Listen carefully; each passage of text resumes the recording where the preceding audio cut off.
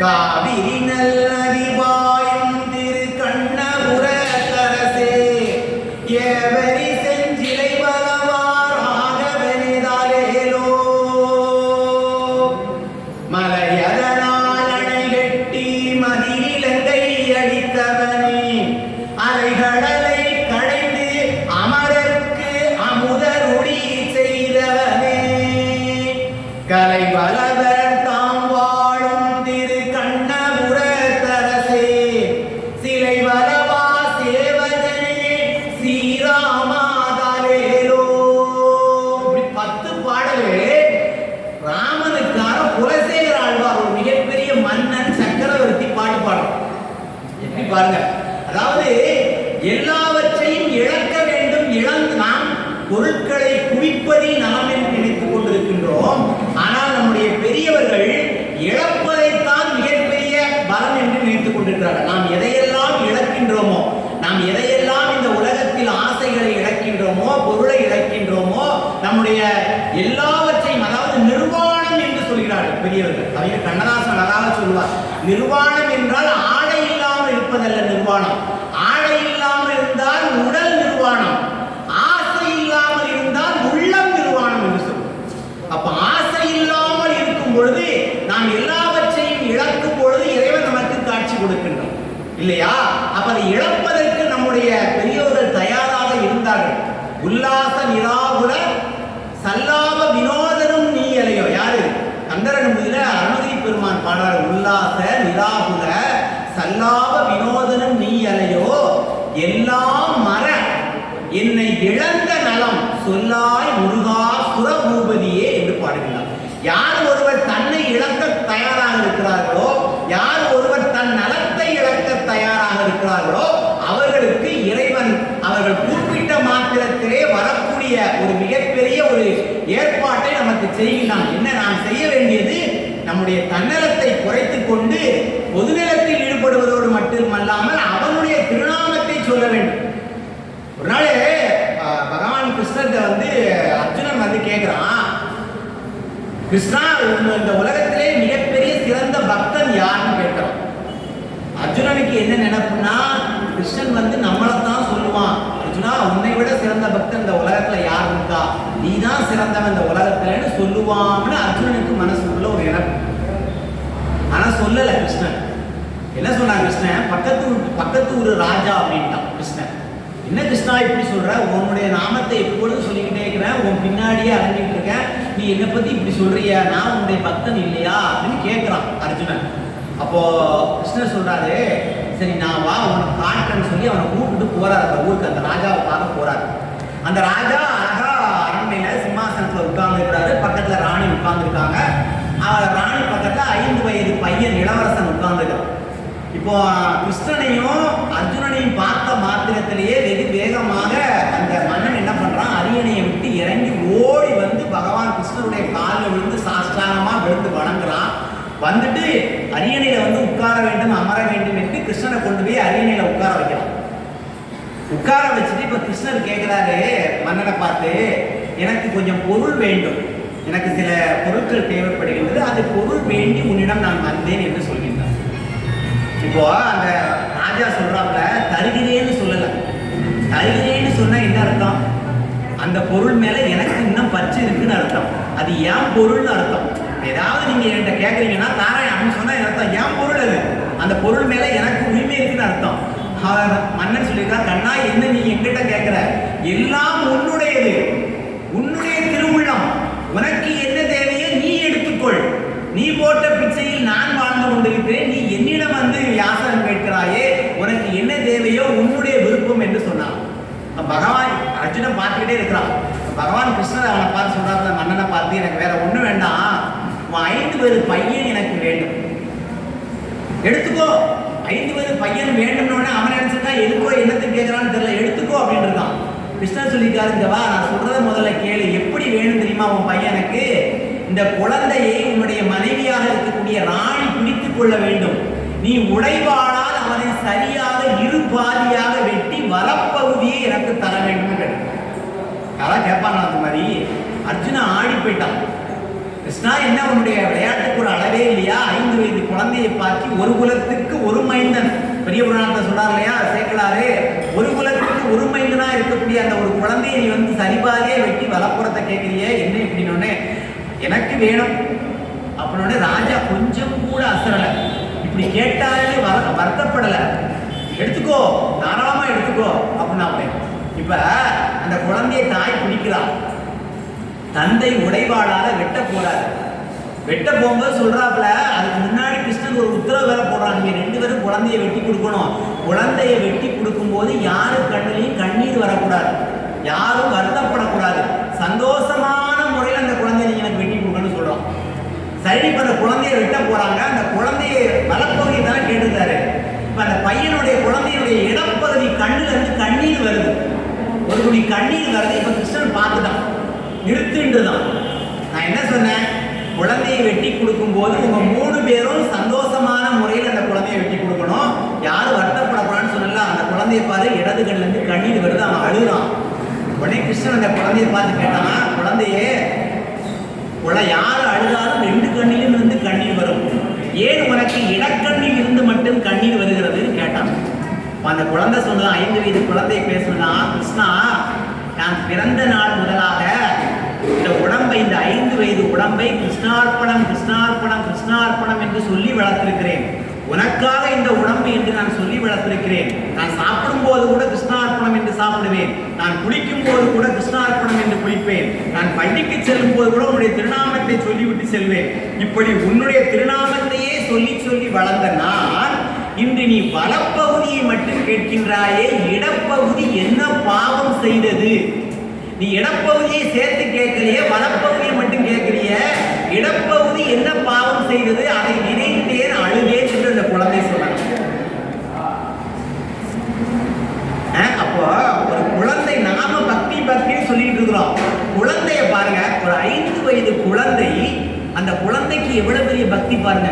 அந்த குழந்தை சொல்லுதான், இடப்பகுதி நீ ஏன் கேட்கல, வலப்பகுதியை மட்டும் ஏன் கேட்ட? என்னுடைய முழு உருவத்தையும் அல்லவா நீ கேட்க வேண்டும், எதற்காக வலப்பகுதியை மட்டும் என்று கேட்கிறாய் என்றால் இது அல்லவா பக்தி.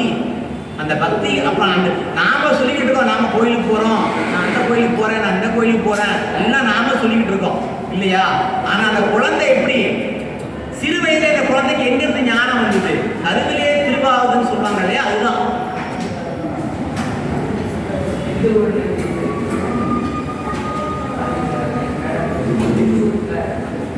ஐயா நீங்க பேசுனீங்கன்னா எனக்கு பேச்சு வராது, பேசுனீங்கன்னா பேச்சு வராது எனக்கு.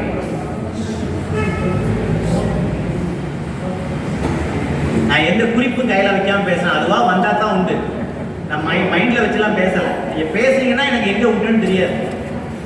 தயவுசெய்து பேசுறவங்க கொஞ்சம் வெளியே போய் பேசுறவங்க, பாதாள விந்தங்களை விழுந்து கேட்டுக்கொள்வேன்.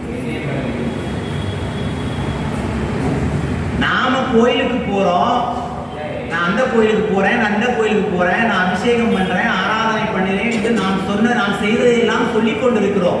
ஆனால் அந்த 5 வயது குழந்தை பிறந்த நாள் முதல் கொண்டு இறைவனுடைய திருநாமத்தையே சொல்லிக் கொண்டிருக்கிறதாம். இது அல்லவா பக்தி, இதைத்தானே பக்தி செய்ய வேண்டும் என்று சொன்னார்கள் நம்முடைய முன்னோர்கள்.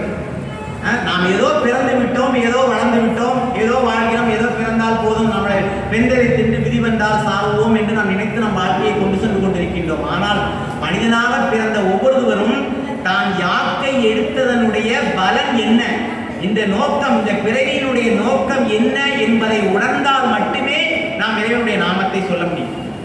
எய்தற்கரிய யாக்கை தனக்கு எய்திச் சென்றால் அதனை கொண்டு செய்தற்கு அரிய அறங்கள் பல செய்து துயர்கூர் பிறவியில் இருந்து உய்தற்கு உரிமை பெற எண்ணாதோன் உடம்பு பொற்களத்தில் பெய்தற்கு அரிய பால் கமரில் பெய்தற்கு ஒப்பாகும்னு விவேக சிந்தாமணிங்கிற ஒரு இலக்கியம் பேசுது. என்ன சொல்லுது? யாக்கை எடுத்தாச்சு, இந்த பிறவி எடுத்துட்டோம், இந்த பிறவியினுடைய நோக்கம் என்ன? இந்த பிறவியினுடைய நோக்கம் இறைவனை அடைய வேண்டும் என்பது. ஆனால் இந்த பிறவியினுடைய நோக்கம் தெரியாம நாம ஏதோ வாழ்ந்து கொண்டிருக்கின்றோம். அது எப்படிப்பட்ட வாழ்க்கையாம்? பொன்னால் செய்யப்பட்ட பாத்திரத்தில் வைத்து பாதுகாக்கப்பட வேண்டிய பாலை நாம் அந்த பாலை கொண்டு போய் புல்கட்டுல புல்லாங்கரையில கொட்டுனா எப்படி வீணா போகுமோ அதுபோல மனித வாழ்வும் வீணாக போய்விடும் என்று சொல்றார். பொற்களத்தில் பெய்தற்கு அரிய பால் கமரில் பெய்தற்கு ஒப்பாகும். எந்த தெய்வத்தை, ஏதோ ஒரு தெய்வத்தை, நீங்கள் அதாவது நம்மாழ்வார் சொல்றாரு, அவரவர் தமது அறிவறி வகை வகை அவரவர் இறையவர் என அடி அடைவர். அவரவர் இறையவர் குறைவிலர் இறையவர் அவரவர் விதி வழி அடைய நின்றாரே என்று பாடுகின்றார். அவரவருக்கு ஒரு தெய்வம். அவர் அல்லாவை கும்பிட்டாலும் சரி, அவர் ஈசத்தை கும்பிட்டாலும் சரி, அவர் கிருஷ்ணனை கும்பிட்டாலும் சரி, ஏதோ ஒரு தெய்வத்தை கும்பிடுங்கள், ஏதோ ஒரு இறைவனை வணங்குங்கள். வணங்கினால் நிச்சயமாக பிறவி பெருங்கடல் நீந்துவாகும். நாம் நீந்த வேண்டும் என்றால் அதுதான் பட்டத்தாராக சொல்றாரு. ஒன்றென்று தெய்வம் உண்டென்று,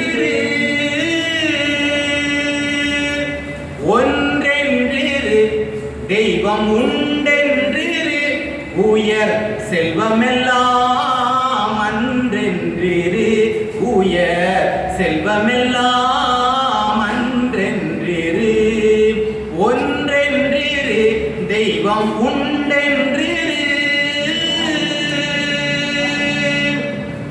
பசித்தோர் முகம்பார் நல்லறமும் நட்பும் நன்றென்று, நடு நீங்காமலே நமக்கு இட்டபடி என்றென்று, நமக்கு இட்டபடி என்றென்று, ஒன்றென்று தெய்வம் உண்டென்று. இறைவன் ஒருவன் இருக்கிறான், ஏதோ ஒரு தெய்வம் இருக்கிறது, ஏதோ ஒரு சக்தி நமக்கு அப்பாற்பட்ட சக்தி இருக்கிறது என்று அவனிடத்தில் நம்மை சரணாகதி பண்ணி கொண்டால் நிச்சயமாக அவன் நமக்கு வழிகாட்டுவான். அதில் மாற்று கருத்தே இல்லை. நாம் நம்முடைய கவலைகளை இறைவனை விட்டு விட்டு நாம் யாரிடமோ சொல்லிக் கொண்டிருக்கிறோம். நம் சொந்தக்காரரிடம் சொல்கின்றோம், நம் உறவினரிடம் சொல்கின்றோம், பக்கத்து வீட்டுக்காரன் சொல்றோம், நண்பர்கிட்ட சொல்றோம். அவன் எல்லாம் கேட்பான், ஊழு தலையாகிட்டு நாம அந்த பக்கம் போன பிறகு இவனுக்கு இதுவும் வேணும் இன்னமும் வேணும்னு பேசுவோம். ஆனா இறைவன் அப்படி இல்லை, கேட்பான். நம்ம என்ன சொல்றத கேட்பான், பேசுனா நம்ம கூட பேசுவோம். என்ன நம்ம பேசணும் அதுதான் முக்கியம் இல்லையா? நம்ம நாட்டமென்றே இரு சற்குரு பாதத்தை நம்பு, நாட்டமென்றே இரு சற்குரு பாதத்தை நம்பு, பொம்மலாட்டமென்றே இரு பொல்லா உடலை,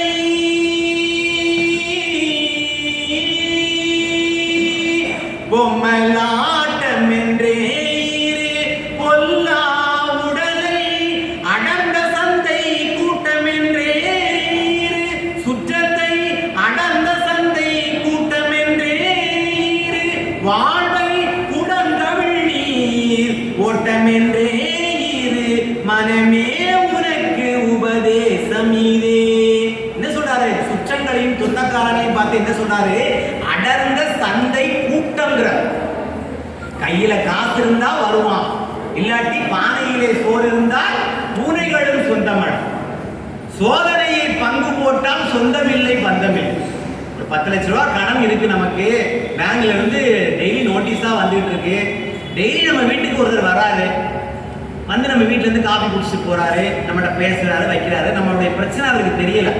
ஒரு நாள் பார்க்க நம்ம மனசுக்குள்ள நினைக்கலாம், சரி நம்ம நண்பர் நம்ம வீட்டுக்கு டெய்லி வராரா, நம்ம கஷ்டத்தை அவர்கிட்ட சொல்லலாம்னு நினைச்சு, அண்ணாச்சி இந்த மாதிரி ஒரு 10 லட்ச ரூபா கடன் ஆயிடுது, வீடு கட்டினதுல கோர்ட்ல இருந்து ஜப்தி பண்ண போறோம் நோட்டீஸ் வந்துடுது, நீங்க சொல்லிட்டீங்கன்னு வச்சுக்கலாம், மறுநாள் வரமாட்டான்.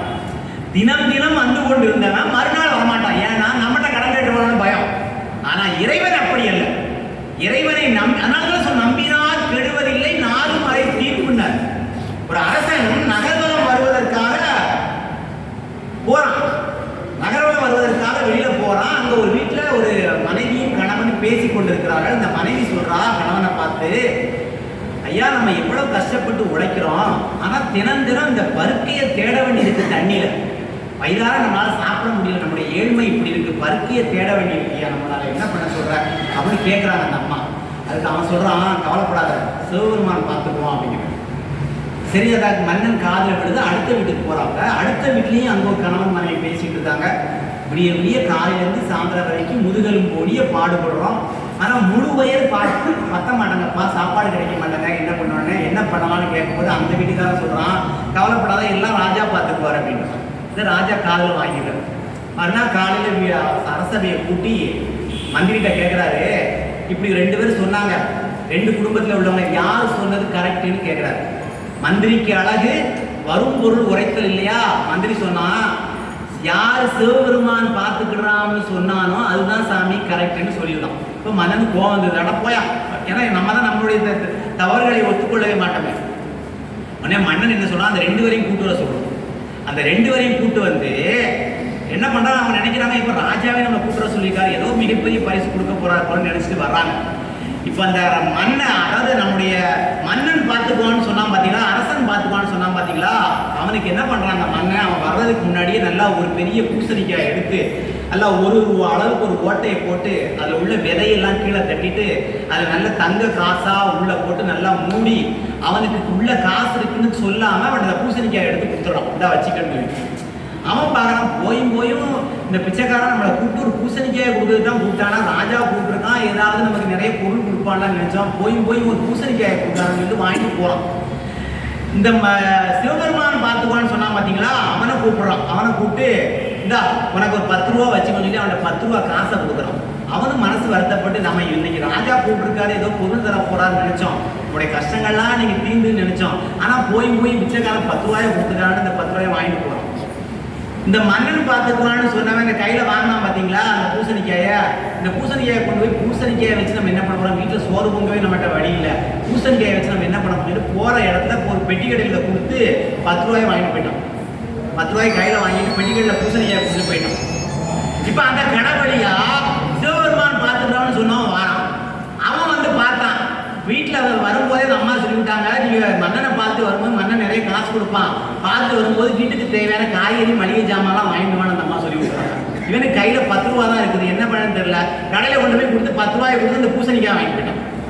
இப்ப வீட்டில் போய் பூசணிக்காய் அறுத்து பார்த்தா உள்ள ஃபுல்லா தங்கம்.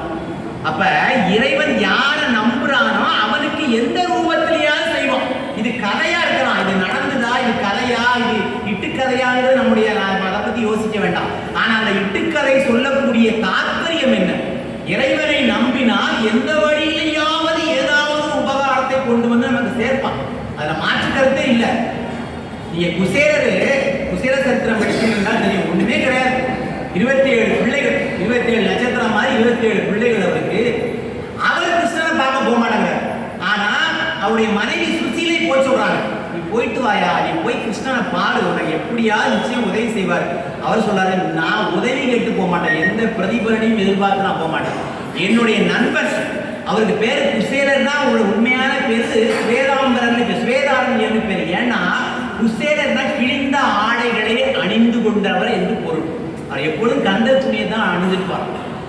சரின்னு சொல்லிட்டு போகும்போது உங்களுக்கு தெரியும், அவள் கொடுத்து விடுறாங்க, அந்த அவளை வாங்கிட்டு போறாரு.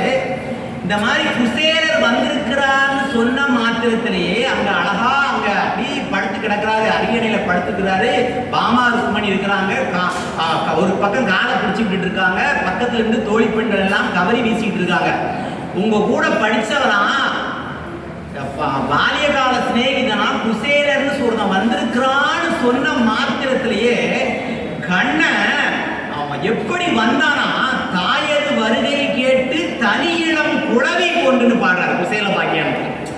தாயினுடைய வருகையை கேட்டு காலையில குழந்தை பள்ளிக்கூடத்துக்கு போது சாயந்தரம் அந்த அம்மாவை பார்த்தவொடனே எப்படி வெகு வேகமா ஓடி வந்து தாயை கட்டி பிடிச்சுக்கிடுதோ, அத மாதிரி இப்போ பகவான் குசேலங்கிற வார்த்தையை காதுல கேட்ட மாத்திரத்திலேயே தாயது வருகை கேட்டு தனியிலம் குழவி போன்று நேயமிப்புடையனாகி நெஞ்சிலோர் ஓகை பூக்க போய் அழைத்திடுமின் நின்னே, போய் அழைத்திடுமின் நின்னே, போய் அழைத்திடுமின் நின்னே என்று விரைபொருளில் சென்றான்னு பாடுறார் குசேல பாக்கியானத்துல. அவர் எந்திரிச்சு போறதுக்கு முன்னாடியே காவலாளிகள் சொல்றான், சீக்கிரம் அவனை அழைச்சிட்டு வாங்க உள்ள, சீக்கிரம் அவனை உள்ள அழைச்சிட்டு வாங்க, சீக்கிரம் அவனை உள்ள அழைச்சிட்டு வாங்கன்னு கத்திக்கிட்டே பகவான் போறாராம். தன் மேல் தோளில் போட்டு இருக்கக்கூடிய துண்டு வழி கீழே விழுகிறதாம், அதை கூட பகவான் கிருஷ்ணர் பார்க்கவில்லையா. பாருங்க எவ்வளவு பாசம் அவருக்கு. போனவன் அதாவது கால் மிசை கொடு, அவன் போன வேகம் எப்படி இருந்தான், பகவான் கிருஷ்ணர் போன வேகம் எப்படி இருந்தான், தாமிரபரணி அந்த அணை இருக்கு பார்த்தீங்களா, அந்த அணை உடைஞ்சா எவ்வளவு வேகமா தண்ணி வருமோ அவ்வளவு வேகமா பகவான் கிருஷ்ணர் போனான். அணை உடைத்தெழும் நீத்தம் போல நீண்ட பூம்பள்ளி நீத்து எளியவன் தான் போய் முன்னடி வணங்கினான்னு படார். பகவான் கிருஷ்ணர் வேகமா போய் குசேலர் காலில் விழுந்து வணங்கினார். வருக வருக வருக என்று வணங்கி அவனை தன்னுடைய மார்போடு அணை அவனுக்கு எதுவுமே கொடுக்கல. என்ன கொடுத்தார்கள், அண்ணி எனக்கு என்ன கொடுத்தார்கள் என்று கேட்ட மாத்திரத்திலேயே ஒன்றும் கொடுக்கவில்லை என்று சொல்கிறார். இதற்கு அவருடைய தன்னுடைய கவலைகளை சொல்லி அவரிடம் ஏதாவது பொருள் கேட்க வேண்டும் என்ற எந்த விதமான எண்ணமும் இல்லை. எதையும் கேட்க வேண்டும் என்ற எண்ணம் அவருக்கு இல்லை. எதை நமக்கு என்ன தேவையோ அதை நிச்சயமாக பகவான் தருவான். நமக்கு தேவையில்லாததை அவன் தரமாட்டான், நமக்கு தேவையானதை நிச்சயமாக அவன் கொடுப்பான். நமக்கு ஒரு பொருள் நாம் கேட்டு கிடைக்கவில்லை என்றால் அந்த பொருள் அப்போதைக்கு நமக்கு தேவையில்லை என்பது அகத்தீஸ்வர பெருமானுடைய சித்தம். நாம என்ன நினைக்கிறோம், ஐயோ இந்த பொருள் கிடைக்கலையே, ஐயோ இந்த பொருள் கிடைக்கலையே, அகத்தீஸ்வரையோட நான் வந்து டெய்லி கும்பிடுறேன், எனக்கு நீ அருள் புரியலையே. நமக்கு என்ன தேவைன்னு அவருக்கு தெரியாதா? எந்த நேரத்துல என்ன பொருளை கொடுக்கணும் அவருக்கு தெரியாதா? நாம இதெல்லாம் கேட்டுட்டு இருக்கோம், இது வேணும் அது வேணும் இது வேணும் கேட்கிறோம். ஆனா குசேலர் எதுவுமே கேட்கல. ஒரு பிடி அவரை எடுத்து வாயில போட்டாரு, அங்க அவர் இருக்கிற இடமெல்லாம் மிகப்பெரிய மாளிகை ஆயிடும். காரணம் 24 மணி நேரமும் நாராயணனுடைய நாமத்தை சொல்லிக் கொண்டிருப்பான். இந்த 8 எழுத்து மந்திரமாக இருக்கக்கூடிய ஓம் நமோ நாராயணாயங்கிற மந்திரத்தை சொல்லிக்கிட்டே இருப்பாரா. நாராயணா நாராயணான்னு சொல்லிக்கிட்டே இருப்பாராம். நாம போய் இறைவன்ட்ட எனக்கு அது வேணும் இது வேணும் ஒரு பெரிய லிஸ்டே போடுறோம். என் பையனுக்கு வேலை கிடைக்கணும், என் பொண்ணுக்கு நல்ல வரன் கிடைக்கணும், எனக்கு பென்ஷன்ல நிறைய காசு வரணும், எனக்கு வட்டி அதிகமா வரணும். இதெல்லாம் வருமானமா கூட? இந்த பொருள் எது வருமா? நமக்கு எந்த பொருள் வரப்போகுது இல்லையே. நீங்க குலசேகர ஆழ்வாரு அவ்வளவு பெரிய அரசை விட்டு வந்துட்டாரு, அரசாட்சியே வேண்டாம்னு விட்டு வந்தாரு. திருவரங்கத்தினுடைய இதுல வந்து கிடக்கிறாரு, வடியில கிடக்கிறாரு. பொய்கை ஆழ்வார் பாடுவார், ஓத மறந்தறிய ஒன்று மறந்தறியே ஓத நீர் வண்ணனே இன்று மறப்பேனோ ஏழைகாள் கருவரங்கத்து உட்கிடந்து கண்டேன் கைதொழுதேன் திருவரங்கமேயான் துணைன்னு பாடுவார். கருவ அரங்கமா, தாயுடைய கருவறைய கருவ அரங்கம்ங்கிறார். நான் என்னைக்கு கருவறைக்குள் உள்ளே புகுந்தேனோ அன்றையிலிருந்து உன்னுடைய திருநாமத்தை நான் நினைச்சிட்டு இருக்கிறேன். உன்னை என்னைக்கு இன்னைக்கு நான் மறக்க போறேன்னா ஒன்றும் மறந்தறியே ஓதநீர் வண்ணனே இன்று மறப்பேனோ ஏழைகாள் அன்று கருவரங்கத்து உட்கிடந்து கைதொழுதேன் கண்டேன் திருவரங்கமேயான் துணைன்னு பாடுவார் பேயாட்டம். அத மாதிரி குலசேகர ஆழ்வார் பாடுறாரு, நானு என்ன வேண்டேன் தெரியுமா? எனக்கு எதுவுமே வேண்டாம் பகவானே, எனக்கு எதுவுமே வேண்டாம். ஊரேறு செல்வத்து உடற்பிறவி யான் வேண்டேன், ஆரேறு ஏழ்வென்றான் அடிமை திறமல்லான் ஊரேறு சங்கம் இடத்தான் தன்வேங்கிடத்து ஓரேறி வாழும் குருகாய் பிறப்பேன்னு பாடுறாரு. என்ன சொல்றாரு? எனக்கு எதுவும் வேண்டாம், நான் ரொம்ப காலம் வாழங்கிற ஆசை எனக்கு இல்லை. திருவேங்கட மலை மேல ஒரு கொக்கா பிறக்கணும்னு வேண்டாம், நான் ஒரு கொக்கா பிறந்தா போதும். அப்புறம் யோசிக்கிறாரு, கொக்கா பிறப்போம் ஆனா கொக்கு ஒரு இடத்துல இருக்காது, மனசு மாறிக்கிட்டே இருக்கும். குரங்கு மாதிரி அங்கிட்டு மனசு மாறிக்கிட்டே இருக்கும். அதனால கொக்கா பிறக்கன்னா சரி வராது. பகவானை நான் கொக்கா பிறக்க வேண்டாம், ஆனாத செல்வத்து அறம்பயர்கள் தற்சூழ வானாளும் செல்வமும் மண்ணரசும் ஞான் வேண்டேன் தேனார் பூஞ்சோலை திருவேங்கட சுனையில் மீனாய் பிறக்கும் விதியுடையே நாவே. நீங்கள் உன்னுடைய திருவேங்கட மலையில் இருக்கக்கூடிய சுனை இருக்கு பத்தியா, அந்த சுனையில ஒரு மீன் குஞ்சியா நான் பிறந்துடுறேன்ப்பா, எனக்கு அந்த பாக்கியத்தை நீ கொடுக்க மாட்டியான்னு கேட்கிறாரு. அப்புறம் யோசிக்கிறாரு, மீனா பிறந்தா கூட எவனாவது இந்த மீனை பிடிச்சிட்டு போயிடுவான், மீனா பிறந்தாலும் நம்ம ஒழுங்கா வாழறதுக்கு அர்த்தம் இல்லை, எனக்கு மீனா வேண்டாம்னு சொல்லிட்டு பின்னிட்ட சடையானும் பிரம்மனும் இந்திரனும் புன்னிட்டு புகழறிய வைகுந்த நீள்வாசல் மின்வட்ட சுடராளி வேங்கடப்போன் பிடித்துமிழும் பொன்பட்டில் குடித்துடனே புகப்பெறுவேன் ஆவேனுங்க. திருவேங்கட மலையில திருப்பதியில பாத்தீங்கன்னா பகவான் கிருஷ்ணருக்கு வெங்கடாஜலபதிக்கு தினமும் வெற்றிலை போட்டு அந்த எச்சை உமிழ்வதற்கு ஒரு பொன்னால் செய்யப்பட்ட ஒரு பாத்திரத்தை காண்பார்கள். அந்த பாத்திரமான பிறக்கக்கூடாதா? அந்த பாத்திரமா பிறந்தா உன் பக்கத்திலே இருக்கக்கூடிய வாய்ப்பு எனக்கு கிடைக்குமேன்னு யோசிக்கிறாரு. அப்புறம் யோசிக்கிறாரு, இப்ப அதையும் நம்ப முடியல, இப்ப அதையும் ஆட்டையை போட்டுருவானுங்க, தங்கத்தால செய்ததுன்னா அதையும் திரும்பி பயில வச்சுட்டு போயிடுவான். அதனால அது வேண்டாம், ஒன்பவள வேலை உழவு தன்பார் கடலுள் பாடுறார். ஒன்பவள வேலை உழவு தன்பார் கடலுள் மாயோன் கடலிடைகள் காண்பதற்கு பண் பதரும் வண்டினங்கள் பண்பாடும் திருவேங்கட மலையிலே செண்பகமாய் மாறும் திருவுடையே நாவே. உன்னுடைய திருவேங்கட மலையில ஒரு செண்பக பூவா மாறக்கூடிய சூழ்நிலை எனக்கு கொடுக்க மாட்டியா? அப்படி செண்பக பூவா மாறினா என்னை பிடுங்கி உன்னுடைய பாதத்துல போடுவாங்கல்ல, அப்புறம் அவன் பாதத்திலே இருக்கக்கூடிய சூழல் எனக்கு கிடைக்குங்களா? அந்த வரத்தை தரமாட்டியான்னு கேட்கிறாரு. அப்பவும் அவருக்கு மனசு அடங்கல. ஒரு நாள் பூ பூப்பான், ஒரு நாள் பூ பூக்காது, மழை வந்தா பூக்கும், மழை வராட்டி பூக்காது, இல்லை வேற யாராவது புடிங்கி வச்சுட்டு போயிடுவாங்க. ஆனா அதுவும் வேண்டாம். அப்ப சொல்றாரு, கம்பமத யானை கழுத்தகத்தின் மீது அமர்ந்து இன்பமுறும் செல்வமும் இவ் அரசு எம்பெருமான் ஈசன் எழிவேங்கட மலை மேலே தம்பமாய் கிடக்கும் தவமுடையனாவே. எனக்கு உன்னுடைய மலை மேல, அந்த திருவேங்கட மலை மேல ஒரு புதர் செடி, ஒரு முள் செடியா வாய்க்கக்கூடிய வாய்ப்பை கொடுங்கிறார். அப்புறம் யோசிக்கிறார், முள் செடியா இருந்தா ஏதாவது ஆடு மாடு வந்து மேய்ஞ்சிட்டு போயிருமே, அப்ப அதுவும் வேண்டாம், அதுலயும் அவருக்கு திருப்தி இல்ல. வானாளும் மாமதி போல் மன்னவர்தம் வெண்குடைக்குள் கோனாதி வீட்டிலிருந்து கொண்டாடும் செல்வரியே தேனார் பூஞ்சோலை திருவேங்கட மலை மேலே பாடுறார். தேனார் பூஞ்சோலை திருவேங்கட மலை மேலே காணாராய்ப்பாயும் விதியுடையனாவே. உன்னுடைய திருவேங்கட மலை மேல ஒரு ஆனா ஓடுற மதிப்பு கிடைச்சதுன்னா வர்ற போற அடியவர்கள்லாம் அந்த ஆனலத்தினுடைய காலம் நினைச்சிட்டு போவாங்க இல்லையா, அந்த புண்ணியம் எனக்கு கிடைக்காதா? அந்த ஆறாவது என்ன படைச்சிட மாட்டியான்னு கேட்கிறாரு. அப்புறம் யோசிக்கிறாரு, ஆறுனா மழை பெஞ்சா தண்ணி வரும், மழை பெய்யாட்டி தண்ணி வராது, இல்லைன்னா ஆற ஒரு மண்ணை தோண்டிடுமா, தண்ணி அடுத்த இடத்துக்கு போவாது, அதுலயும் அவருக்கு திருப்தி இல்லை. அதுக்கு அடுத்து கேட்கிறாரு, பின்னிட்ட சடையானும் பிரம்மனும் இந்திரனும் முறையாய பெருவேள்வி குறைமுடிப்பான் மலையாவான். பாயிட்டு உன்னுடைய அந்த திருவேங்கட மலை மேலே நெறியாய் கிடக்கும் தவமுடையினால் பாதையா இருக்கக்கூடிய வாய்ப்பு கொடுப்பா, வழிபாதையா இருக்கக்கூடிய வாய்ப்பு கொடுத்தனா அடியார்களுடைய திருப்பாதங்கள் தான் என்னுடைய பாதை என்னுடைய உடம்பு மேல படும், அந்த வாய்ப்பையாவது எனக்கு கொடுக்க மாட்டேன்னு கேட்கிறாரு. ஒண்ணு ஒண்ணா கேட்கிறாரு. செடியாய வல்வினைகள் தீர்க்கின்ற திருமாலை நெடியோனே வேங்கடவா நிங்கோயில் வாசல் படியாய் கிடந்து உன் பவளவாய் காண்பேன்ங்கிறார் கடைசியில. உன்னுடைய அந்த படி இருக்க பார்த்தீங்களா, அந்த படி இன்னைக்கும் நீங்கள் பெருமானுடைய கோயிலுக்கு போனீங்கன்னா குலசேகர ஆழ்வார் படியிலேயே ஒரு படி உண்டு. அங்க அஷ்டாங்க படின்னு சொல்லுவாங்க, 8 படியை தாண்டி தான் பெருமாள் வெங்கடாஜலபதியை பார்க்கலாம். அதுல படியா இருக்கிறது ஒரு படி குலசேகர ஆழ்வார் படி. ஏன்னா அவர் கேட்டாரு, பகவான் கொடுத்துட்டாரு. எப்படி கேட்கிறாரு? செடியாய வல்வினைகள் தீர்க்கின்ற திருமாலே செடியோனே வேங்கடவா நின் கோவில் வாசல் படியாய் கிடந்து உன் பவளவாய் காண்பேன்னு பாடுறாரு. கடைசி அதுக்கு அவருக்கு திருப்தி வரல. ஒண்ணு கேட்க வேண்டாம், கொக்கா கேட்டோம், மீனா கேட்டோம், பாதையா கேட்டோம், செண்பக பூவா கேட்டோம், தம்பமா கேட்டோம், எதுலையுமே திருப்தி வரல. அப்புறம் யோசிச்சார், எதுக்கு நாம போய் இதைத்தான் அதைத்தான்னு கேட்கணும், அவனுக்கு தெரியாதா நம்மளை என்னவா படைக்கிறேன்னு யோசிக்கிறாரு. உம்பர் உலகாண்டு ஒரு குடைக்கில் தன்பசி அம்பர் செல்வம் கலை அன்புள் பெற்றாலும் ஆதரியே எம்பெருமான் ஈசன் எழிவேங்கட மலைமேல் ஏதேனும் ஒன்றாவே.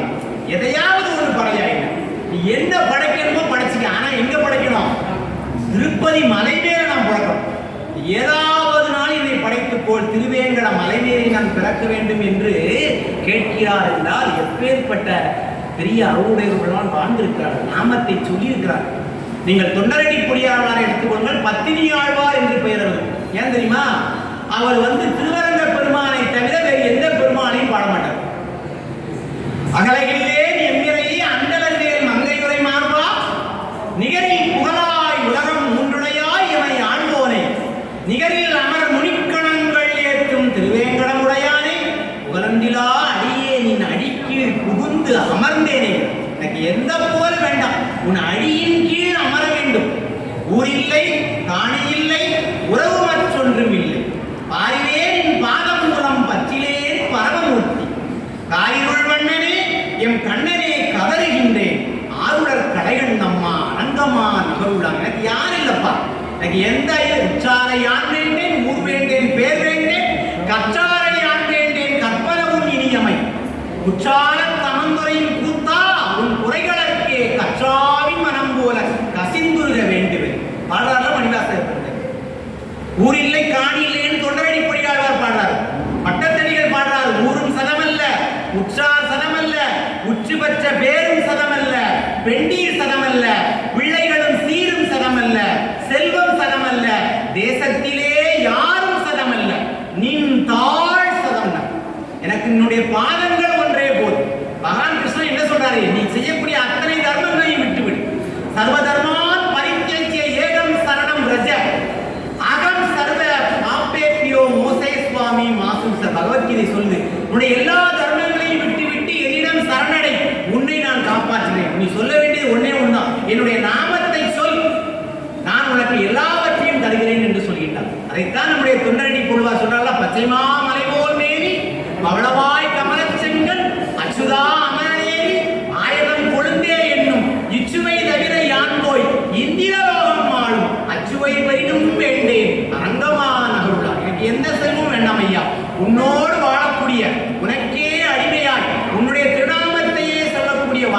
எனக்கு கொடி என்று அருளாளர்கள் எல்லாம் பாடியிருக்கின்றார்கள் என்றால் நலம் தரும் சொல்லாக இருக்கக்கூடிய நாராயண மந்திரத்தை சொல்ல வேண்டும். குலம் தரும் செல்வம் தந்திடும் அடியார் பெருந்துயரெல்லாம் நிலம் தரம் செய்யும். என்ன செய்யுமா? தரையோடு தரமட்டம் ஆகிடுமா? என்னத்தை? அதனுடைய கஷ்டங்களை எல்லாம் நிலம் தரம் செய்யும் நீள் விசும் வருளும் அருளோடு பெரு நிலம் அழிக்கும். நலம் தரும் சொல்லை நான் கண்டு கொண்டேன், அது நாராயணா என்னும் நாமம். தினம் நாவால் சொன்னால் வரும் சேமம், ஹரிநாராயணா என்னும் நாமம். தீராத வினைகளை தீர்க்கும், என்றும் மாறாத பேரின்பம் சேர்க்கும், அருள் நாராயணா என்னும் நாமம். அண்டர்க்கும் அண்டராய் அரசாளும் நாமம், தொண்டர்க்கும் தொண்டராய் தொண்டாற்றும் நாமம். சொன்னாலும் கேட்டாலும் சுவையூட்டும் நாமம். நாராயணகிரி நாராயணகிரி நாராயணகிரி நாராயணகிரி, சொன்னாலும் கேட்டாலும் சுவையூட்டும் நாமம். தோன்றாத துணையாக வழிகாட்டும் நாமம், நாராயணா என்னும் நாமம். திருமங்கையாளர் பாடல், நலம் தரும் சொல்லை நான் கண்டு கொண்டேன், அது நாராயணா என்னும் நாமம் என்று பாடினார். வாடினேன் வாடி வருந்தினேன், பெருந்துயர் இடும்பையில் பிறந்து கூடினேன் இளையவர்தமோடு கூடி அவர்தம் கலவியே கருதி. ஓடினேன் ஓடி உய்வதோர் பொருளால் உயர்வெனும் பெரும்பதம் நாடி. நாடினேன் நாடி நான் கண்டு கொண்டேன், அது நாராயணா என்னும் நாமம். பாடல். புனரவி ஜனனம் புனரவி மனனம் புனரவி ஜனனி ஜடரே ஜயனம் இகசம்சாரே பகுதுஸ்தாரே கிருபயாபாரே என்று பஜகோவிந்தத்தில் பாடல். பிறப்பதும் இறப்பதும் பிறப்பதும் இறப்பதுமாக வாழ்க்கை தொடர்ந்து கொண்டே இருக்கின்றது. ஆனால் நாம் என்ன செய்ய வேண்டும்? பஜகோவிந்தம் பஜகோவிந்தம் பஜகோவிந்தம் மூடமதே. எப்படி சொல்றாரு? சம்பிராப்தே, அவர் சொல்றார் சம்பிராப்தே நிஷிதே காலே பகுதுஸ்தாரே. நீ சொல்ல வேண்டிய இந்த மூட மனமே, நீ சொல்ல வேண்டியது இறைவனுடைய திருநாமம். அந்த இறைவனுடைய திருநாமத்தை சொன்னால் எல்லா விதமான ஐஸ்வர்யங்களும் நம்மை வந்து அடையும் என்பது இருவேறு கருத்துக்கு இடையும் இல்லை. அந்த தலைப்பு தான் இன்று 5, 3, 8 அனாதியான மந்திரம் நெஞ்சிலே நிறுத்திக் கொண்டு நீர் உருச்செவிப்பிலேன். பஞ்சமா பாதகங்கள் 100 கோடி செய்யினும் பஞ்சு போல பறந்திடும் என்று நான் மறைகள் பண்ணுமே என்று நம்முடைய சிவவாக்கியர் பாடுகின்றார். அந்த மந்திரத்தை நம்மால் முடிந்தளவு எந்த நேரமெல்லாம் நமக்கு நேரம் கிடைக்கின்றதோ அந்த நேரமெல்லாம் இறைவனுடைய திருநாமத்தை சொல்லி இறைவனுடைய அந்த அருட்கருணையை பெற்று நாம் உய்வடைவோம் என்று கேட்டுக்கொண்டு